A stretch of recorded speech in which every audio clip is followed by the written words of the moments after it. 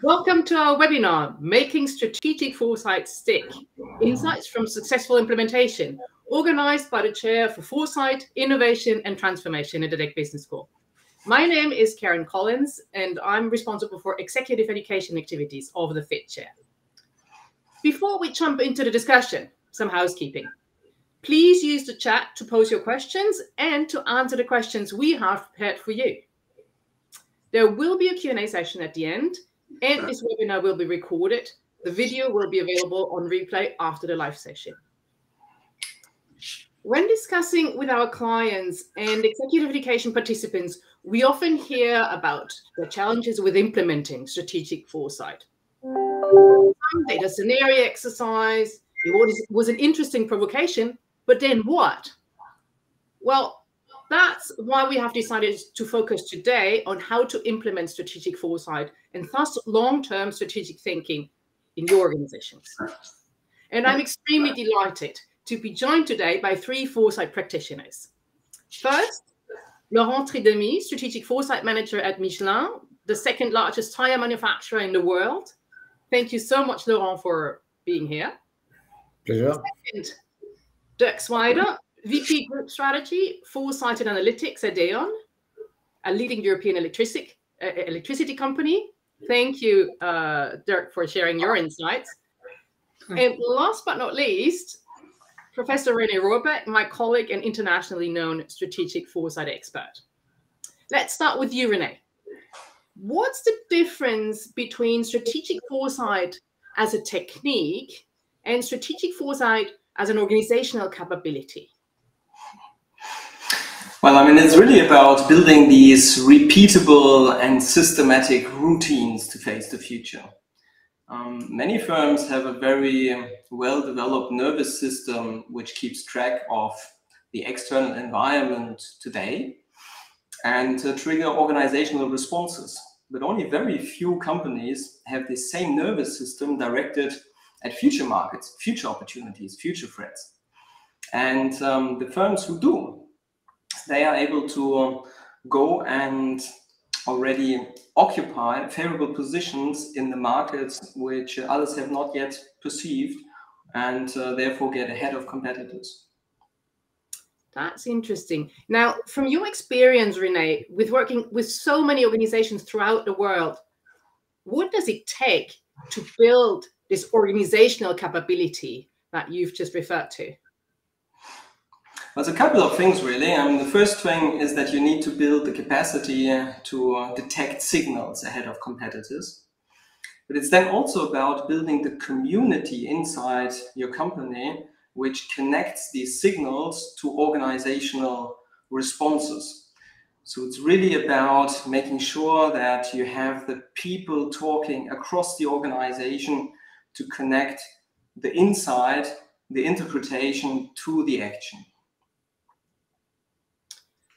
Okay, so if I get that right, you were talking about three drivers for successful implementation of strategic foresight. We call those the 3 C's to make strategic foresight stick. So that would be first, the capability, so strategic foresight skills of individual employees. Second, the community, basically the creation of a network of those strategic foresight practitioners within the company. And last but not least, capacity, the creation of room and space within the organization to think about the future.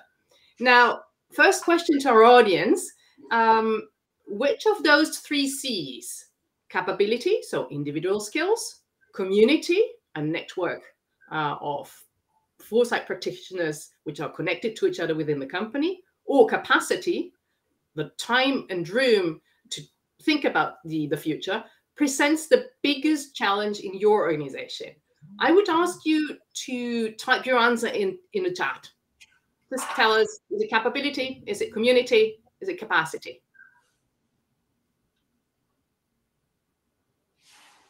Okay.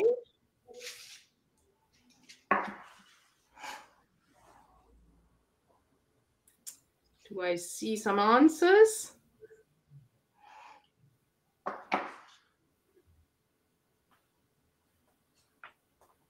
Community, okay, so that seems to be a major challenge there. Capacity, Yeah, we do have a little bit of a delay of your answers coming into the stream here. So I see a few more capacities.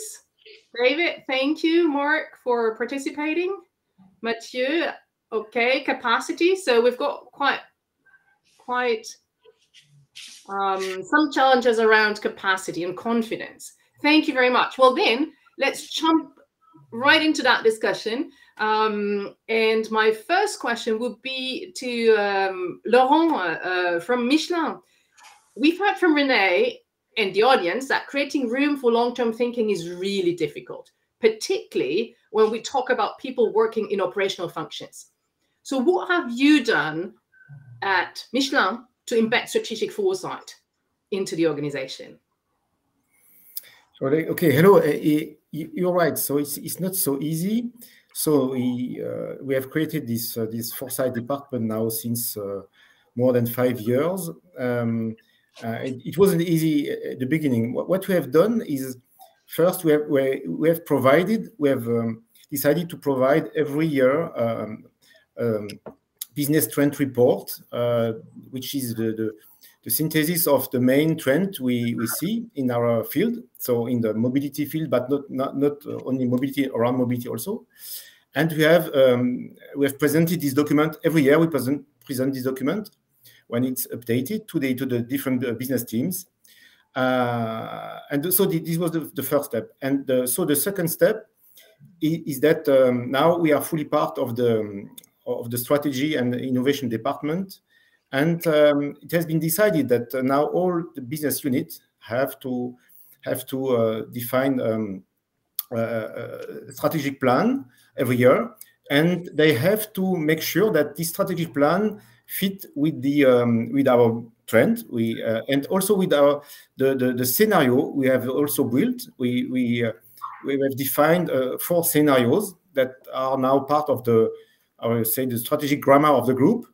And each business unit have to make sure that their strategy fit with these different scenarios in order to present this and to make it consistent. So and last, also now each business unit have to also work on an innovation map. So they did it before, but now they have more to focus not only on exploitation part, but also on exploration domain. And for that, they need to come to see us and to better understand the trend we provide and to them. And we work closely with them to finalize this innovation map also. Okay, that's very interesting. If I remember correctly, at E.ON, you've taken a different route, Doug, right? Would you mind sharing with the audience? Sorry, what you're doing to impact the organization through strategic foresight? Yeah, of course, happy to do so. Well, actually, we don't have that kind of strict annual general strategic process. And actually, we had to find other ways. So we started with foresight like many in innovation and tried to feed the funnel, but then we realized the potential for strategy.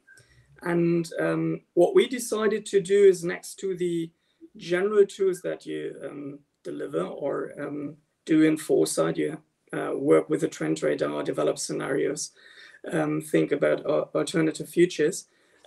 We derive what we call a strategic early warning. So effectively combining the trend radar and how we see the market developing, how we see competitors developing into one document. And this is one thing that we then addressed to the board and also supervisory board on an annual basis. So we effectively have the freedom to adequately challenge our strategy going forward.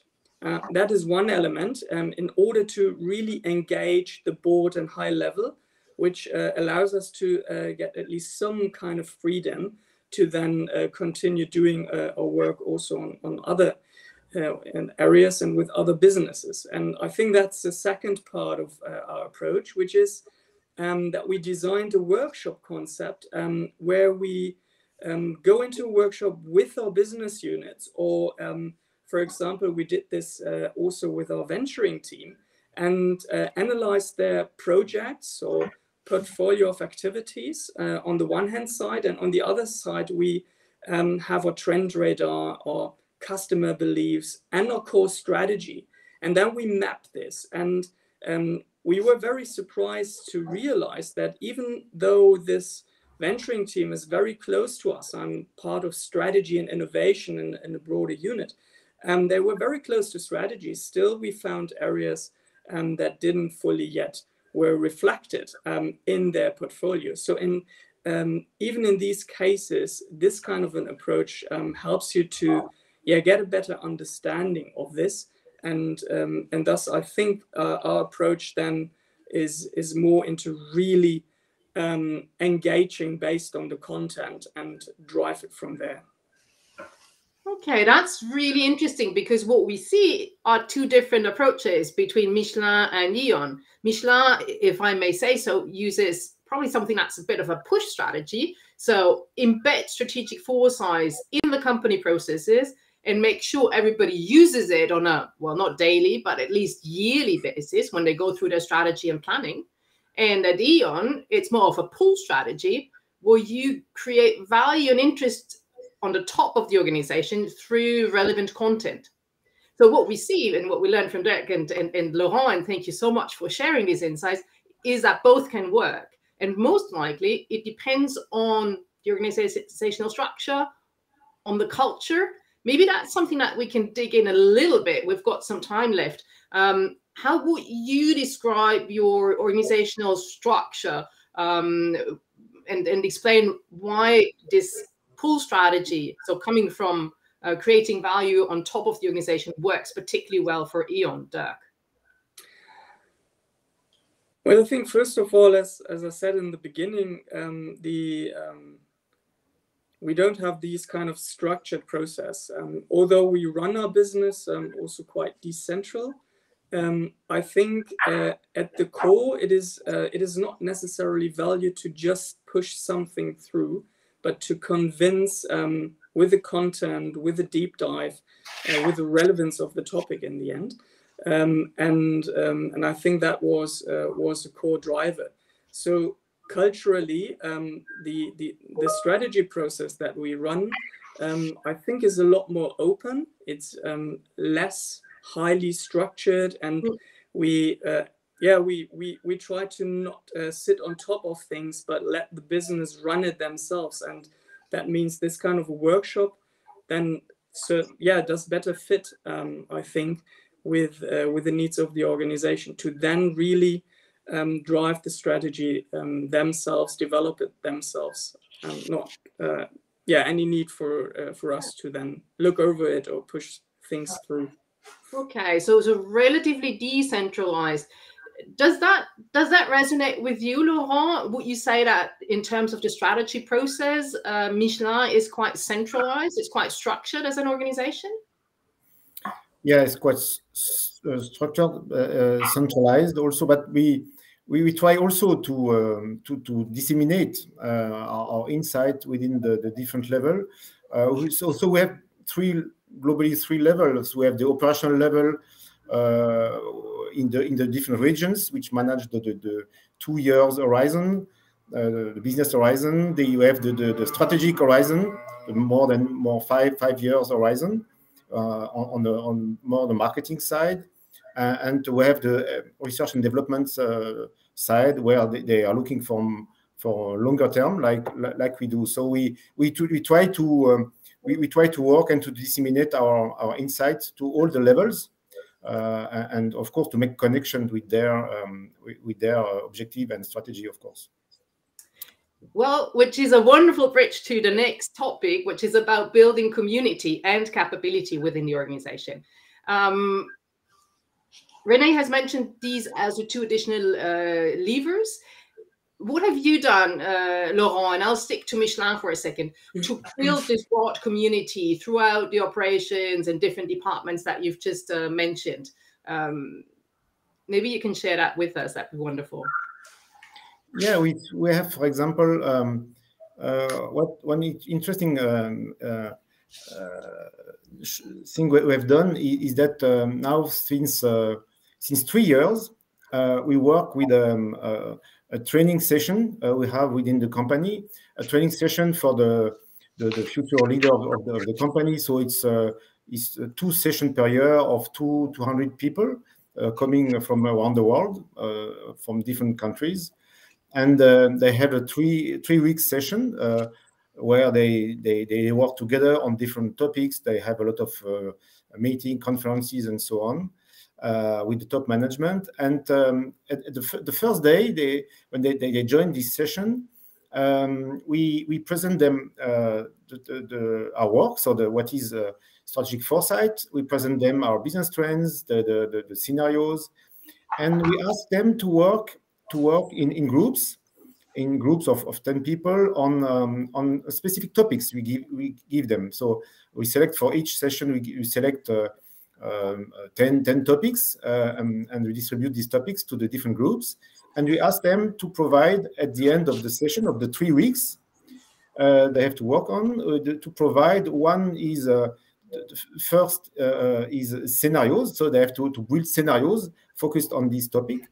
And the second, they have to produce some innovation idea, so that could be deployed by Michelin regarding these scenarios and this topic. So it's a hard work for them because they don't know each other. They discover the subject. They discover what is strategic foresight. So we have some contact with them during these 3 weeks to help them, and they understand this spirit, what is strategic foresight, and doing this, at the end, they are very happy. They present very interesting ideas. Always, it's very dynamic presentation. Always, at the end, we give them prizes to the 3 best presentations. So it's we have a jury at the end and so on. So it's a very interesting initiative. And now, since 3 years, we have done that. We have more than 1,000 training that I've seen, that I've discovered this what is strategic foresight, and we have a lot of correspondents now. We have a lot of ambassadors within the group and the different regions, different type of activities, and they help us now. Now they are part of our job because they help us to collect some big signals in their region. They help us to challenge our trends and to participate. They participate to the elaboration of this business trend report every year, and so we have this kind of community now, and it works very well.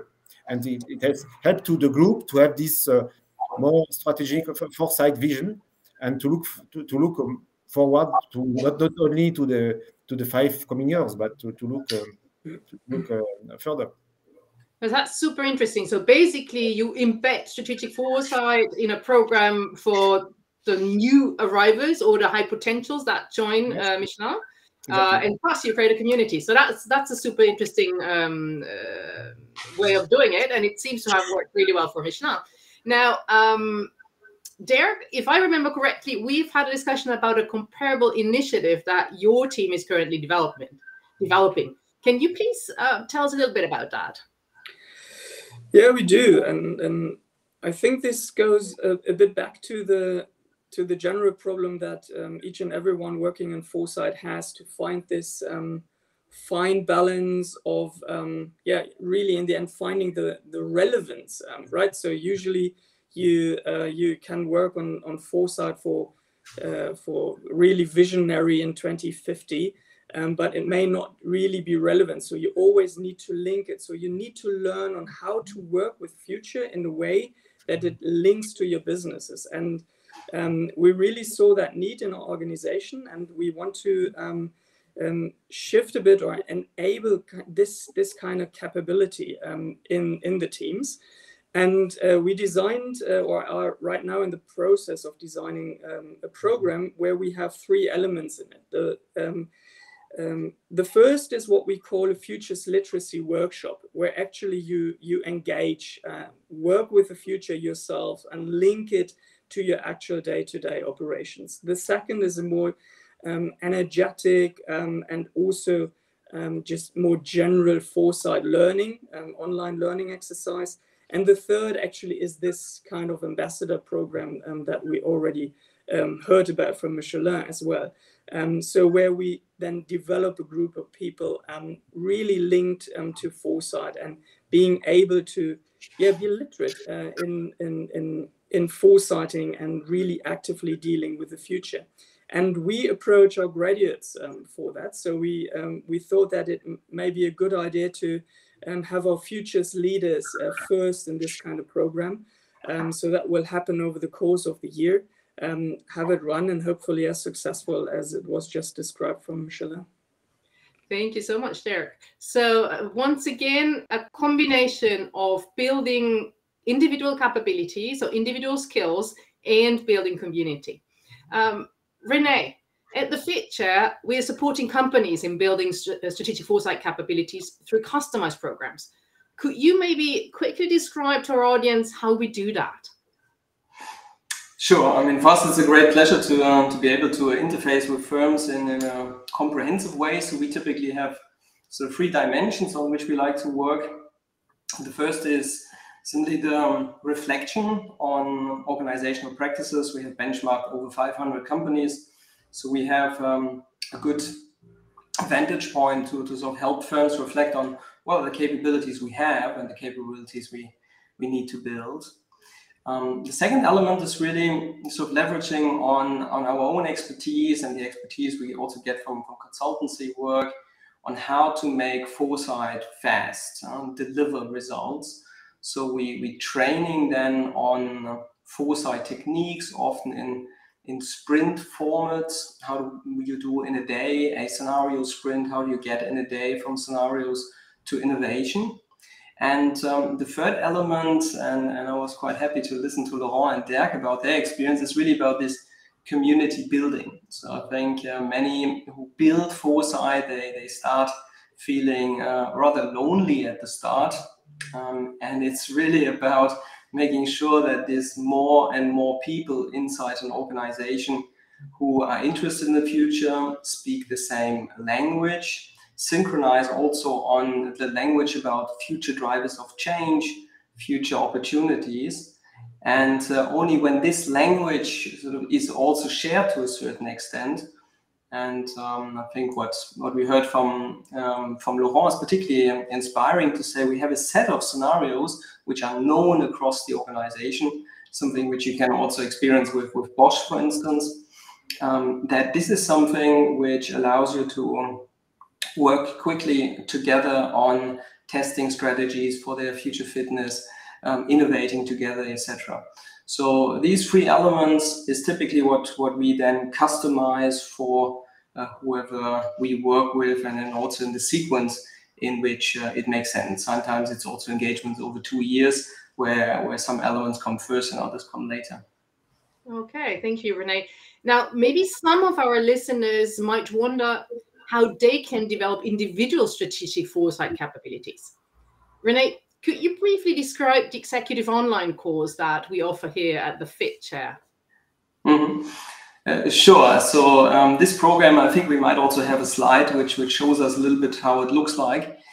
This program was really developed in the middle of the COVID times when we moved executive education online, which is also something which we as a business school have been doing very successfully. So what this program really does is it trains on how to scan effectively for drivers of change, how you use what we call a scenario sprint method to develop scenarios, and with that, this lingering space where strategic thinking can sort of cluster around and understand how would my organization, how would we be together successful in those scenarios. We also insist on teaching with a method which we call our strategy playbox to look at extreme strategies. This is very important from a cognitive perspective, that you're not only asking yourself, well, how could our strategy be changed a little bit to the left or a little bit to the right, but we're using this strategy playbox technique in order to identify very different strategies. If you would start a mobility company and leave a tire company behind, how would strategies then form? This is important then not just for yourself, but also to understand potential competitors and rivals in your industry.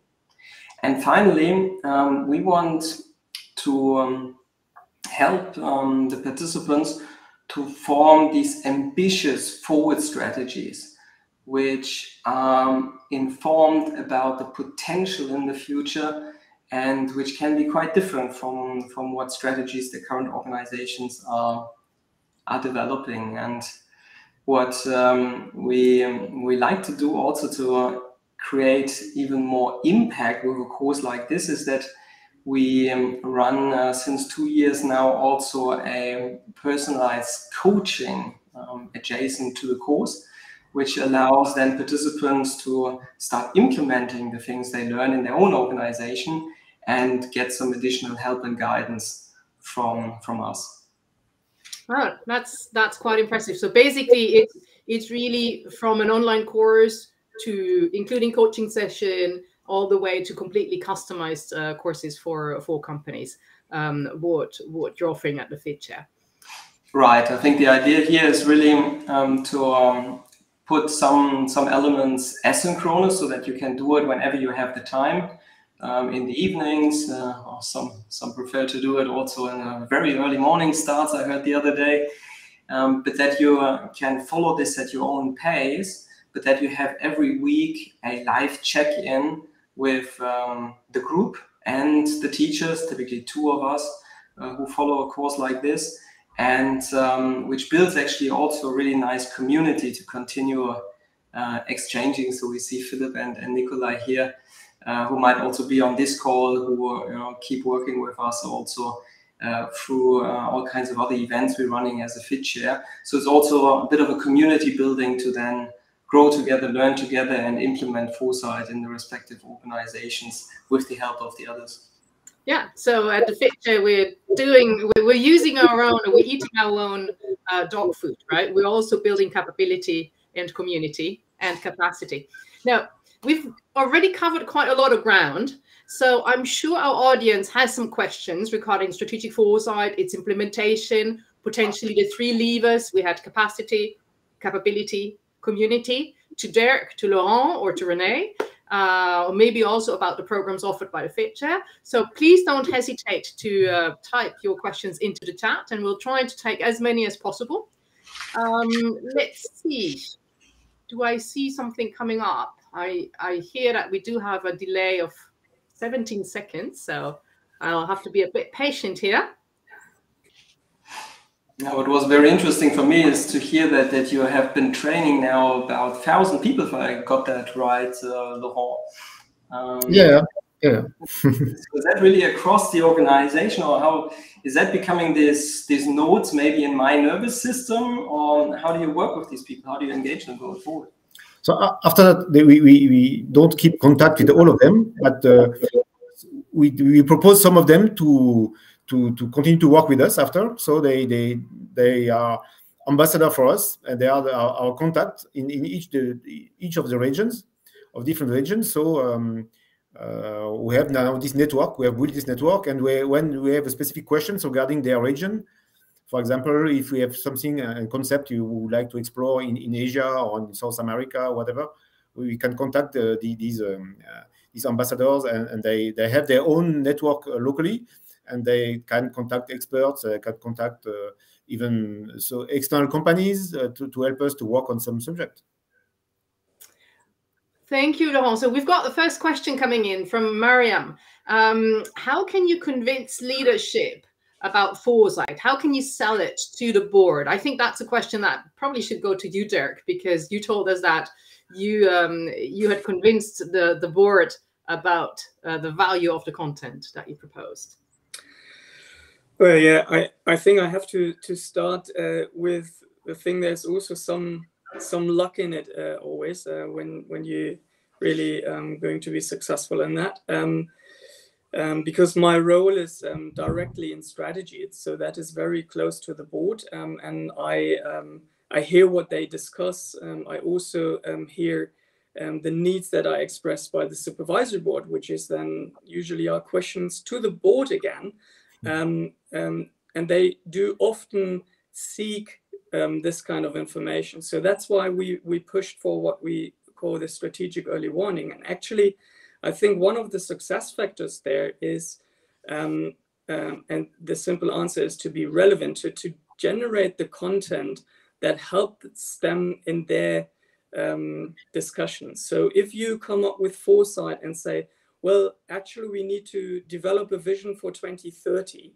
In some cases, that may work and may be your entrance, but often it's not, because what board members, but also others struggle with is always the today.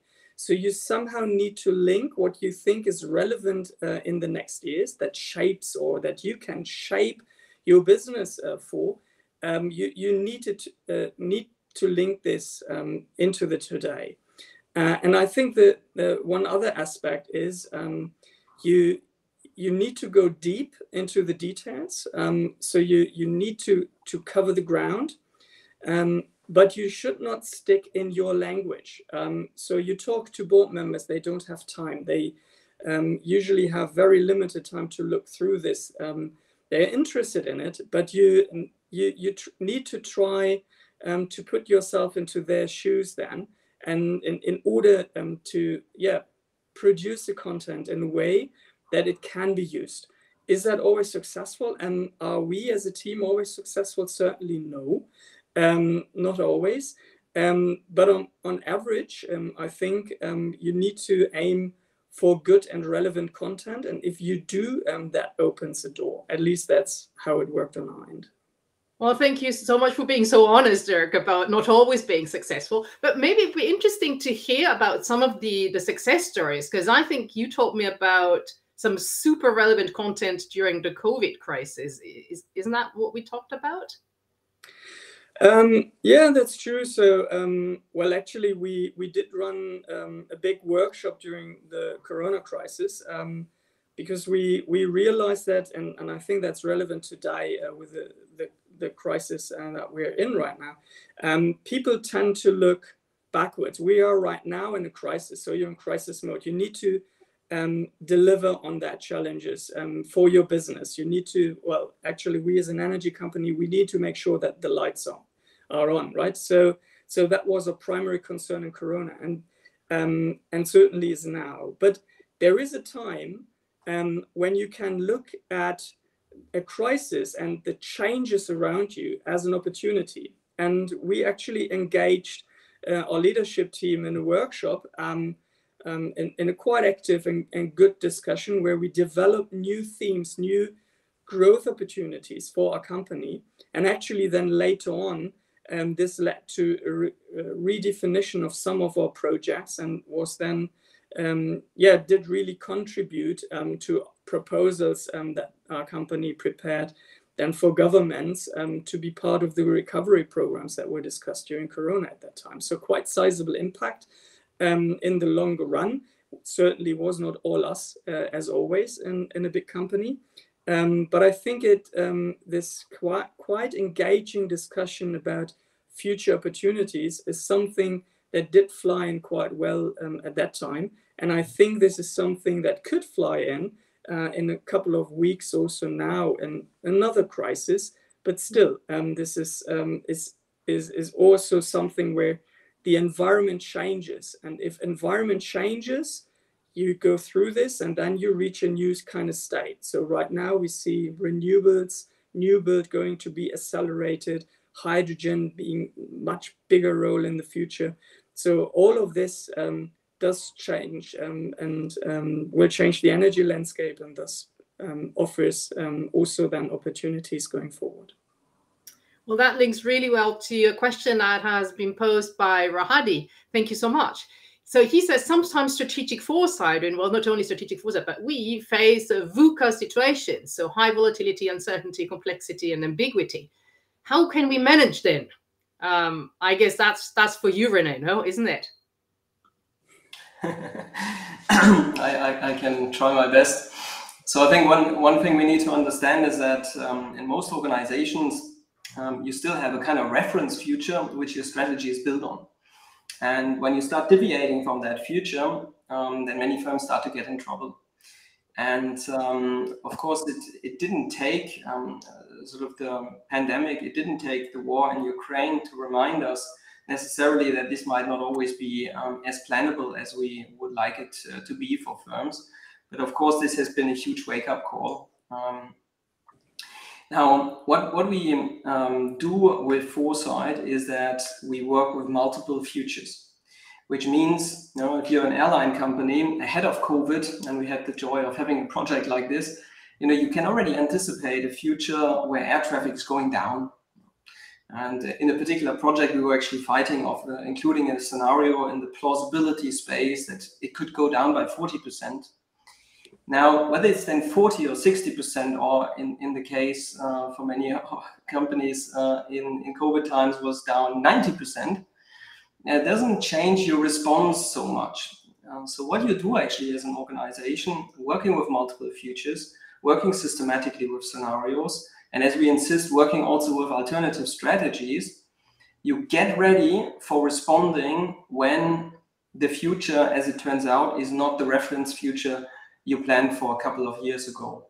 So that means that you can already take meaningful investments to build options in a future which is not the present, but which is in the space of the plausible futures. So working with Foresight builds systematically this robustness, and as we also insist, it builds also the strategic agility that you can actually move then together fast, because future inside and outside an organization gets created together, and for that you need to have a common understanding of what comes your way and how can I develop this and how can I be successful. Maybe if you allow, I would like to add to that question, because when I hear VUCA, usually, well, that's some sort of a buzzword, right? So so you use that now because it's highly uncertain, and sometimes that is combined with agility in a way of changing strategies. Actually, most of the businesses we're in, they are not significantly and massively changed over the time. So so I think just being agile and changing strategy all the time is not really a solution. I think the solution is, in a simple word, is resilience. So develop your strategy in a way that you can work with alternative futures, how they ever may turn out. And that is better than changing your strategy all the time. So resilience for me is a bit more, well, it makes you more robust. And that actually is what Foresight helps you to do, because you look at different kind of developments, and then you can test your strategy if it, well, in the end, if you go bankrupt, if it develops in a certain way. And if you do think that is a possible or likely outcome, you can potentially take measures against it as early as possible. So I usually react a bit allergic when I hear that VUCA word. Not that it's wrong and strategies around that are wrong, but it's so commonly used right now. Well, I think it's just a reality, right? I mean, looking at what's happening out there, yeah, there is high uncertainty, there is high volatility, and complexity and ambiguity, well, have been relatively high for quite a few years with all the technologies that enable so many changes. But what you just said about stress testing strategy is basically what Laurent has implemented at Michelin with his process, and that links me to Sylvain's question, who asks, what steps have you taken, Laurent, for integrating strategic foresight into Michelin's strategy process? Yeah, I would say first, we had something help us because now in this world we face today, of course, I agree with Dirk. It's typical.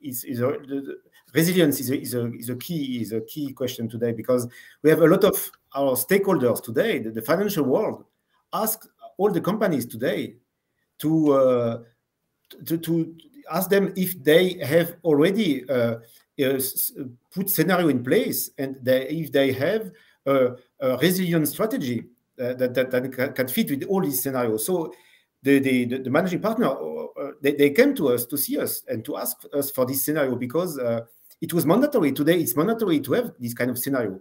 Otherwise, the stakeholder will say our strategy is not resilient enough. So we need to be resilient. It's a quick question for the financial world and for the stakeholders today.